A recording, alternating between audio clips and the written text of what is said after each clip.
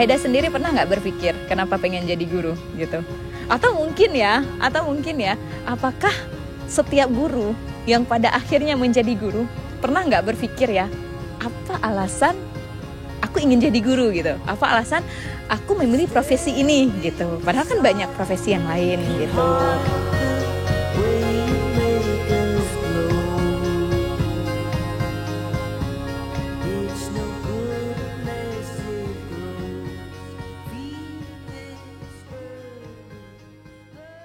Ngomong-ngomong, Kak Siti sudah berapa tahun menjadi guru? Berapa tahun ya? Sebenarnya kalau ditanya berapa tahun jadi guru, sebenarnya kan ada dua fase ketika Kak Siti jadi guru gitu kan. Yang pertama fase secara profesional, dan yang satu lagi itu fase sebelum profesional gitu ya kan. Mungkin kalau ditanyain berapa tahun sudah mengajar gitu, itu mungkin sekitar lebih dari 1 dekade kayaknya. Iya, karena kan memang Kak Siti sendiri sudah mengajar mulai dari sebelum selesai kuliah kan, maksudnya sebelum kita dapat license S1 gitu kan. Nah setelah lulus S1 S1 2014, berarti sebenarnya secara profesional pun udah hampir 1 dekade ya, berarti memang hampir 2 dekade ya mungkin selama itu ternyata sudah perjalanannya mengajar gitu. Tapi memang ya maksudnya ketika kita bilang karir menjadi guru kan memang kita dimulai dari masa-masa kita mengajar dari sebelum itu, ya kan Ay? Benar. Betul. Ya, terus kenapa ya pada akhirnya memilih profesi guru? Memilih di antara profesi banyak guru sekali profesi, kenapa pada akhirnya Kak Siti nih stick on you kayak itu? Stick on teachers gitu ya. Yes. Iya, benar-benar. Padahal itu bukan sebuah pekerjaan yang keren secara materialis mungkin ya gitu ya. Oh iya sih, tapi keren atau enggaknya itu kan relatif lagi-lagi ya. Betul. Tapi sebenarnya gini ya, lagi-lagi gara-gara pertanyaan itu, Kak Siti jadi bertanya-tanya gitu ya. Mungkin Aida sendiri pernah nggak sih berpikir kenapa pengen jadi guru? Atau mungkin apakah setiap orang yang pada akhirnya sama nih kayak kita jadi guru gitu kan, apakah pernah berpikir atau refleksi seperti itu, kenapa saya ingin menjadi guru gitu? Apa alasan kenapa harus menjadi guru gitu? Jadi kayak malah ada refleksi tersendiri kan? Iya. Aida pernah nggak berpikir kenapa jadi guru? Jadi ini ya, pernah itu pertanyaan Aida ya? Ya nggak apa. Pernah terpikir karena memang jadi guru itu emang profesi yang paling fit kayak itu. Untuk Aida kayak gitu. Terus juga dari guru juga belajar hal baru, bukan hal baru, karena kan ada pepatah yang bilang to teach is to learn twice ya. Jadi kita emang pas mengajar itu sebenarnya kita belajarnya 2 kali. Oke. 2 kali belajar. Jadi disitulah dengan semangat itulah. Benar-benar. Semangat untuk belajar kembali gitu. Untuk selalu bisa belajar. Itulah makanya memilih profesi guru. Masya Allah, luar biasa ya jawabannya. Ini kita tukar aja gitu ya. Posisi kita. Oke. Iya menarik sih sebenarnya. Menarik sih sebenarnya. Kak Siti percaya bahwa setiap orang yang pada akhirnya menjadi guru pasti punya alasan-alasan penting di balik itu kenapa dia memilih untuk menjadi guru. Gitu ya kan. Apakah pada akhirnya misalnya ketika dia sudah di posisi menjadi guru nih, mungkin seperti kita saat ini, pernahkah kita merefleksi kenapa dulu saat awal berpikir untuk menjadi guru? Nah, itu kita nggak tahu gitu kan. Tapi kalau mungkin ditanyakan ke Kak Siti sendiri sebagai saat ini posisinya jadi guru, menjadi guru itu mungkin ya kalau setelah kita selesai S1 mungkin ya karena memang ya jurusan yang kita pilih itu mungkin sesederhana itu. Kita kan nggak mungkin menafikan itu gitu kan. Tapi jauh dari sebelum itu memang terkesan cheesy sebenarnya gitu kan. Tapi sebenarnya ada hal-hal menarik ketika menjadi guru itu, yang guru itu sendiri yang bisa rasakan gitu. Saat menjadi guru itu ada saat-saat kayak kita melihat binar mata siswa ketika dia serius mendengarkan kita. Sebenarnya jadi guru tuh ini nggak sih, kita benar-benar tahu gitu, walaupun ada sekian siswa yang kita hadapi dalam satu waktu, kita bisa mendiferensiasikan mereka satu-satu gitu. Jadi kita bisa melihat benar-benar kayak, oh ini dia perhatian sama saya, oh ini dia benar-benar dengan binar mata-matanya itu melihat saya. Kesannya cheesy, kayak halah gitu kan, tapi memang menarik menarik ketika melihat bahwa ada siswa-siswa yang merasa terinspirasi karena kita, terus juga ada siswa-siswa yang di saat-saat tertentu itu merasa benar-benar mendapatkan sesuatu dari kita gitu, dan rasa itu benar-benar nggak tergantikan gitu. Dan jadi mungkin kembali lagi kayak yang kita bahas tadi ya Aida ya, saat kan sebelum secara profesional menjadi guru setelah lulus kemudian maksudnya punya ijazah gitu kan, kan mungkin kalau Aida ada nggak sih masa kayak ngajar di TPA dulu, ngajar di private mungkin yang sederhana, ada nggak masa seperti itu? Ada malah permulaan bisa bilang karir mengajar itu emang dari TPA sebenarnya. Benar. Karena mungkin mahasiswa itu yang paling cocok untuk mengajar itu pada sore hari. Iya benar. Dan itulah TPA waktu masa betul. Ya. Jadi pada saat itu ya, entah kenapa ada rasa senang ketika menghadapi anak-anak yang memang ketika mereka attract ke kita, gimana sih ngebayangin tertarik terus juga mereka rasa engage sama kita, merasa ada kedekatan sama kita, itu rasanya tuh senang ternyata gitu. Sampai pada akhirnya memutuskan bahwa kayaknya ada satu skill yang saya punya di bidang ini, yaitu mengajar gitu.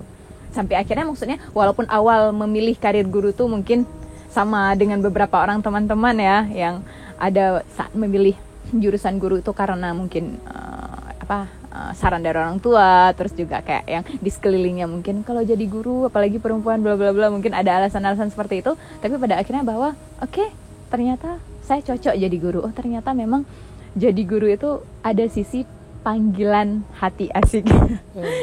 Tapi kebayang ya mungkin maksudnya bukan cheesy mungkin alasannya, tapi kadang hal-hal cheesy itu terjadi dalam kehidupan kita.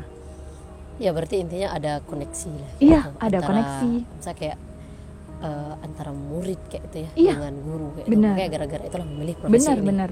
Dan ternyata sebahagia itu ketika ada orang-orang yang terinspirasi dari kita, ada orang-orang yang merasa berharga karena kehadiran kita gitu. Dan itu rasanya itu seindah itu dan semenarik itu sih sebenarnya. Dan itu memang benar-benar perasaan yang nggak bisa dijelaskan gitu. Ayo jadi guru dan rasakan gitu. Ya. Benar. Kalau misalnya kita cuman misalnya nggak ngerasain sendiri, nggak ngerti juga. Iya benar. Karena gini sebenarnya ya, yang Kak Siti pahami sampai saat ini, apalagi setelah dari masa sebelum profesional sampai akhirnya insya Allah being a professional teacher gitu ya, dan siap ya sampai pensiun ya, jangka panjang ya insya Allah mungkin mengajarnya siap gitu kan, tapi apakah menjadi guru di sebuah lembaga itu kan kita nggak pernah tahu masa depan seperti apa gitu. Tapi insya Allah untuk mengajarnya insya Allah siap gitu kan. Tapi yang mau disampaikan adalah being a teacher itu, menjadi guru itu nggak sekedar transferring ilmu gitu, nggak sekedar misalnya nih kita ngajar bahasa Inggris, transfer bahasa Inggris sudah selesai jadi bahasa Inggris. No, it's not that easy and it's not that simple kayak gitu. Jadi transferring kalau bagi saya sendiri menjadi guru itu transfer inspirasi, transfer rasa gitu, bahkan transfer ketulusan gitu. Dan itu benar-benar bisa dirasakan kalau menurut Kak Siti sendiri kayak gitu. Benar nggak sih? Gimana Ibu Guru? Betul ngerasain hal kayak gitu juga. Tapi kan Kak Siti ini sudah profesional ya, maksudnya sudah memilih ini kayak gitu. Profesinya memang guru. Karena sudah di bawah negara juga kayak gitu ya. Karena Kak Siti pegawai negeri yang memang guru kayak gitu. Pernah nggak merasa insecure kayak itu, nggak percaya diri kayak itu, ini saya sebagai guru kayak itu? Karena dengan background Kak Siti yang juga ikut beberapa program, yang program itu juga program outstanding ya. Jadi kan maksudnya gimana kayak gitu, pernah nggak merasa insecure dengan profesi ini kayak gitu? Mungkin kembali kayak kita bahas tadi ya, kenapa memilih guru gitu, padahal walaupun memang relatively kita membahas keren itu kayak gitu kan, tapi kan secara materialis memang guru bukan sebuah pilihan profesi yang materialistik gitu, punya banyak uang dan sebagainya, punya kekerenan yang luar biasa gitu. Betul. Bener nggak sih? Betul. Setuju ya? Mungkin teman-teman yang dan itu kayak jadi isu di negara kita juga. Benar. Guru itu bukan profesi yang prestigious ya. Iya, prestigious. Bukan bayarannya nggak besar juga. Nggak besar juga. Ya, terus juga kalau orang guru, udah gitu selesai. Nggak kayak apa gitu kan, kerja di mana, BUMN atau apa misalnya, kan pasti keren gitu tampilannya gitu dengan gaji berapa itu gitu. Jadi bukan klise lagi, memang udah isu. Iya, memang isu yang umum diketahui kayak gitu. Iya, benar, setuju.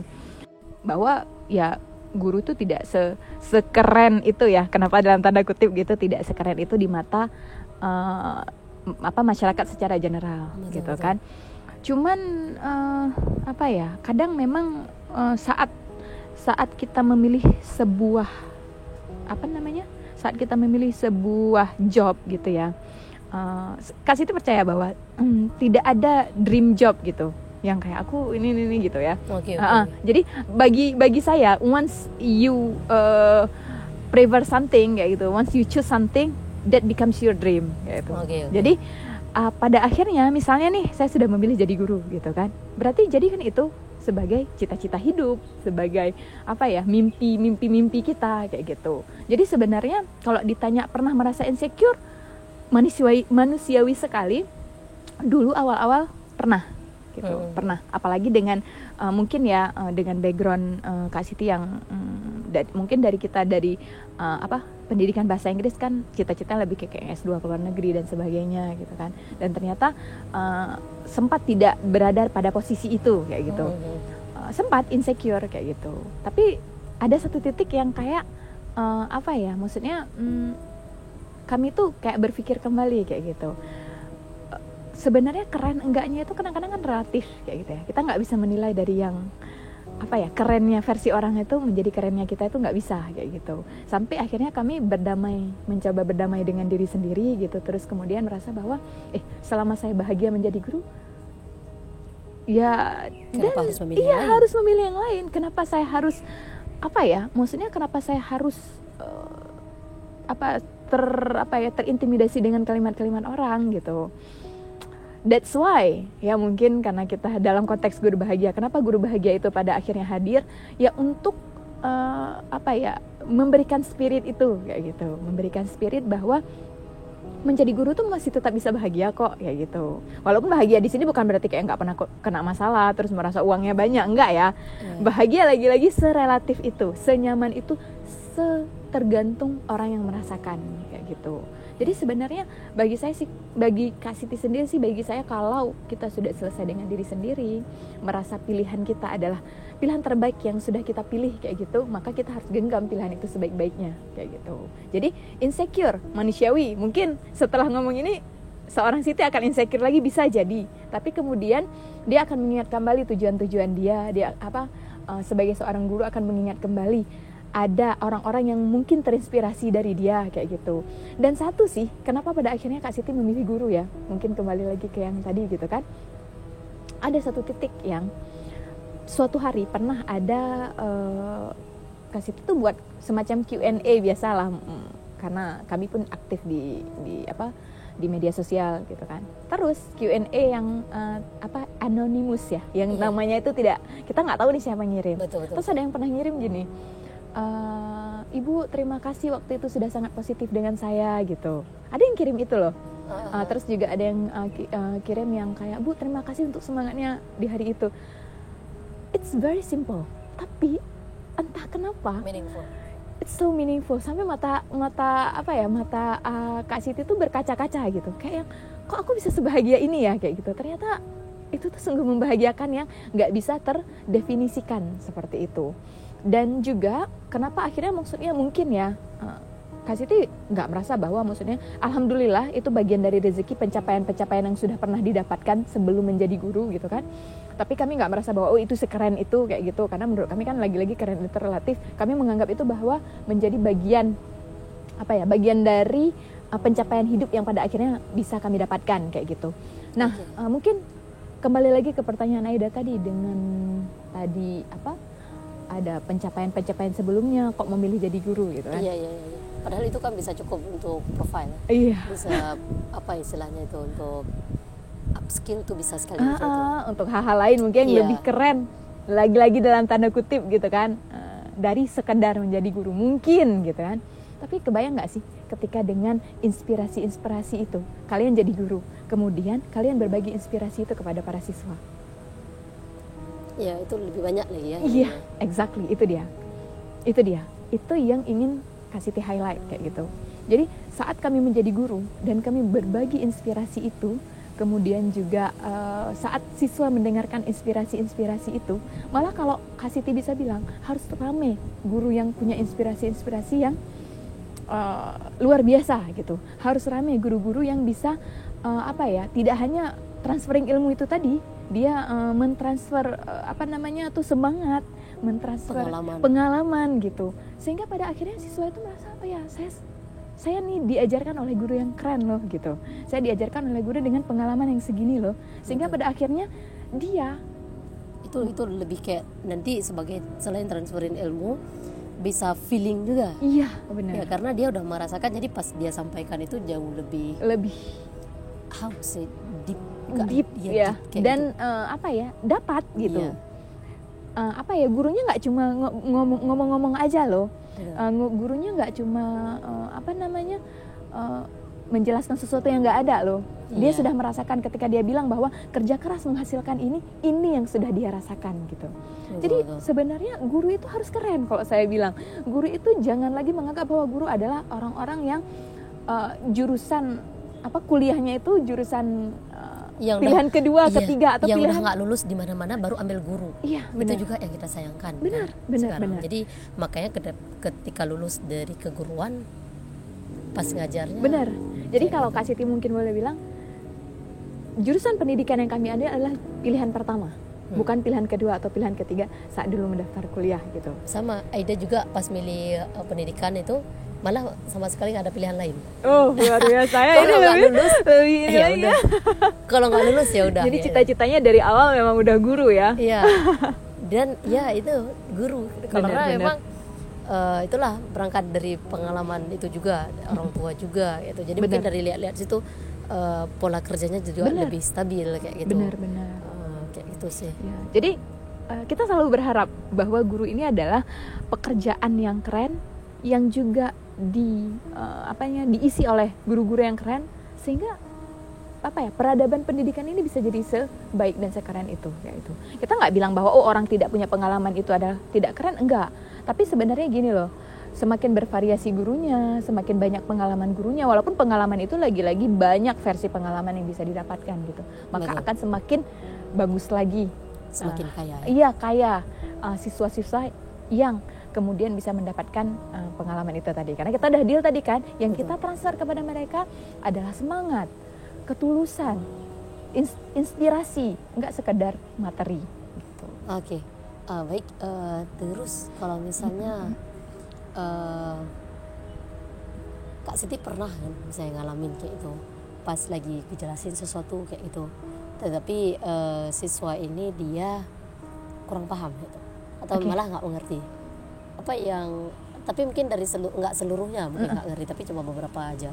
Nah, itu bagaimana cara menghadapi ini atau cara coping ini supaya misalnya guru-guru ini itulah mungkin jadi nggak percaya diri dengan hal itu juga ketika materi yang disampaikan itu tidak sampai gitu itu ya. Bagaimana selama ini Kak Siti menyeimbangkan itu ya. Aduh, ini ditanyain sebenarnya, kalau pertanyaan itu sebenarnya kan gini, kalau dari pengalaman, walaupun kita bilang tadi udah lama ya ternyata mengajar, tapi kan maksudnya pengalamannya belum sebesar itu juga gitu. Tapi kalau boleh berbagi gitu kan, mungkin Aida pasti juga akan merasakan atau pernah merasakan hal yang sama gitu ya. Saya ingat salah seorang, jadi saat saya ngajar dulu di TPA gitu ya, jadi direkturnya seorang ibu-ibu gitu pernah bilang, jadi guru itu bukan malaikat gitu. Jadi guru itu juga guru itu manusia biasa gitu. Jadi kayak kita nggak pernah bisa dan guru itu bukan maksudnya bukan Tuhan, mungkin seperti itu kalau kita bilang ya. Jadi kita nggak bisa mengharapkan bahwa orang yang kita ajarkan, ada 100 orang yang kita ajarkan, 100-nya harus bisa semua dengan standar tertentu yang sudah kita buat. Sombong sekali rasanya kalau kita mengharapkan seperti itu. Benar nggak sih? Betul. Karena kita itu hanyalah fasilitator bagi mereka. Kita itu hanyalah mediator yang menyampaikan ilmu kepada mereka. Sampai apakah ilmu yang kita sampaikan itu sampai kepada mereka, itu bukan ranah kita gitu. Ya, ranah kita itu adalah melakukan yang terbaik yang kita bisa dengan cara-cara yang kita pelajari, dengan cara terbaik yang kita bisa. Tapi masalah itu nyampe tidak kepada mereka, diterima atau tidak oleh mereka gitu kan, itu bukan ranah kita gitu. Seorang manusia, walaupun dia seorang guru, tidak bisa mengubah hati orang manapun gitu. Ya, betul. Kita hanya bisa maksudnya kayak, oh kita mempelajari dia, oh dengan karakter dia yang seperti ini, oh saya mencoba dengan cara ini gitu. Tapi apakah setelah segala cara yang kita lakukan dia bisa berubah karena kita? Lagi-lagi sombong sekali kita manusia bisa berubah karena kita. Betul. Manusia itu tidak bisa berubah karena manusia gitu. Ya, kita nggak punya ranah di sisi itu. Jadi itu sih yang sampai saat ini menguatkan gitu. Jadi saat tertentu ada ada hal-hal yang mungkin tidak sesuai dengan ekspektasi. Lagi-lagi mungkin ini penting bagi kita ya, Aida sebagai guru gitu kan. Lower your expectation gitu ya. Kita harus menurunkan ekspektasi sebagai seorang guru. Karena ekspektasi kita jangan-jangan yang menjebak kita nantinya untuk menjadi seseorang yang pemarah, habis itu lelah gitu. Karena ekspektasi ini ekspektasi bagus, tapi juga bahaya pada saat yang bersamaan kayak gitu.